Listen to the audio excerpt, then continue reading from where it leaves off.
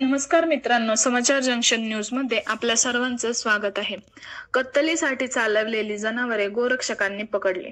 गोरक्षक सूरज सोमनाथ भगत राहणार वडकी नाला यांनी दिलेल्या फिर्यादीनुसार त्यांना गुप्त बातमीदारामार्फत माहिती मिळाली की कारदरी तालुका पुरंदर येथून एक सुझुकी कॅरी कारदरीवरून परिंचे मार्गे बारामती येथील कत्तलखान्यामध्ये जनावरे कत्तल करण्यासाठी जाणार आहे, अशी खात्रीशीर माहिती फिर्यादीला मिळाली.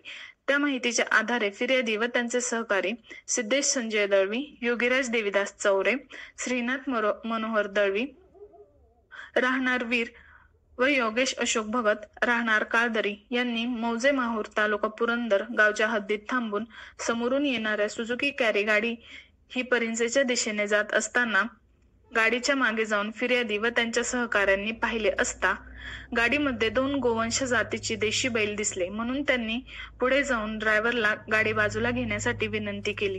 त्याने सुद्धा गाडी बाजूला घेतली. त्याला फिर्यादी व सहकारी यांनी त्याचे नाव विचारले असता त्यांनी त्याचे नाव दत्ता व्यंकू पवार राहणार शेळगाव असे सांगितले.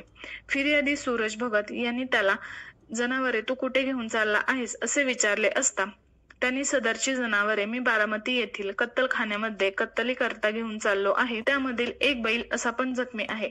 फिर्यादी व गोरक्षकांनी त्याला सांगितले की हे कायद्याने गुन्हा आहे. सदरील सुझुकी कॅरीचा ड्रायव्हर त्यांना म्हणाला की आम्ही कायदा मानत नाही, तुम्हाला जे करायचे ते तुम्ही करा. जर पोलीस स्टेशनला नेले तर तुमच्यावरती खोटा गुन्हा दाखल करील, म्हणून सदरील फिर्यादीने 112 वरून कॉल दिला. त्यानंतर सासवड पोलीस घटनास्थळी आले. सदर गाडी आणि जनावरे त्यांनी पोलीस स्टेशनला घेऊन आले. सदरील गाडीमध्ये कोणत्याही प्रकारची चारा पाण्याची तसेच उपचाराची व्यवस्था नाही, असे सदर गाडी चालकाने कोणत्याही प्रकारच्या जनावरे वाहतुकीचा परवाना नाही असे पोलिसांच्या निदर्शनास आल्याने सदरील इसमावर सासवड पोलीस स्टेशन येथे गुन्हा दाखल करण्यात आला आहे. आपण पाहतात समाचार जंक्शन न्यूज. प्रतिनिधी कृष्णा फुलवरे.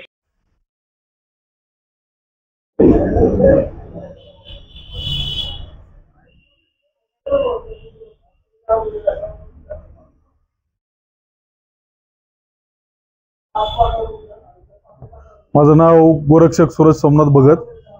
आज सासवड पोलीस स्टेशनच्या हद्दीमध्ये परिंचे गावामध्ये एक 2 बैल भरून जनावरे बारामती येथे कत्तलीसाठी जाणार आहे अशी आम्हाला गुप्त खबऱ्यामार्फत माहिती मिळाली. त्यानुसार मग आमच्या सर्व टीमने, सर्व गोरक्षकांनी मिळून त्या ठिकाणी सापळा लावून ती गाडी पकडली. गाडी पकडल्यानंतर पाहिलं असता त्या गाडीमध्ये 2 बैल होते. त्यातील एक बैल हा पूर्णपणे जखमी अवस्थेत होता. त्याच्या मागच्या बाजूने त्याचं अंग बाहेर आलेलं होतं आणि गाडी पकडल्यानंतर त्या ड्रायव्हरला आम्ही विचारलं की गाडी कुठे घेऊन चाललाय हा जखमी बैल गाडीमध्ये. त्यांनी आम्हाला स्पष्ट सांगितलं की बारामती येथील कत्तलखान्यामध्ये हा बैल कत्तल करण्याकरिता आम्ही घेऊन चाललेलो आहे. त्यानुसार आम्ही कंट्रोलला 112ला कॉल दिला. सासवड पोलीस स्टेशनला कॉल करून त्याबद्दलची माहिती कळवली आणि गाडी पोलिसांच्या मदतीने सासवड पोलीस स्टेशन येथे आणली. त्यानंतर सासवड पोलिसांचं मोठं सहकार्य त्यामध्ये लाभलं. त्यांनी योग्य वेळेमध्ये योग्य रीतीने कारवाई केली आणि सदरचे जनावर आता गोशाळेमध्ये पाठवण्यात आलेले आहेत. नमस्कार, माझं नाव ऋषिकेश अनिल घाडगे.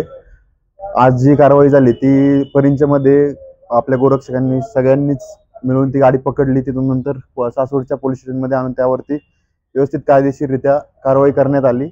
आणि सांगणे इतकंच राहील की जे आता गाय किंवा बैल कत्तलीसाठी जातो म्हणजे काय डायरेक्ट कुणाच्या दावणीतून कोणी देत नाही, आपले शेतकरीच असतात ते देतात. तर शेतकऱ्यांना माझी पूर्णपणे आमच्या पूर्ण गोरक्षकांकडून एक विनंती आहे की जी तुम्हाला वाटतंय की बाबा जी गाय आहे, जी बैल आहे, जे खाटिक म्हणजे तुम्हाला त्यांच्यापासून काय फायदा होत नाही असं जर ज्यावेळेस जाणवेल त्यावेळेस तुम्ही नजीकच्या गोशाळेमध्ये येऊन संपर्क साधून, पूर्ण तालुक्यामध्ये आपल्या गोशाळा आहेत, कुठल्याही गोशाळेत जाऊन तिथं ते त्यांना तिथं पोहोचव, कुठल्याही कसायला किंवा वगैरे न देता त्या डायरेक्ट गोशाळेमध्ये येऊन तिथं सोडण्यात यावी ही नम्र विनंती सगळ्यांकडून.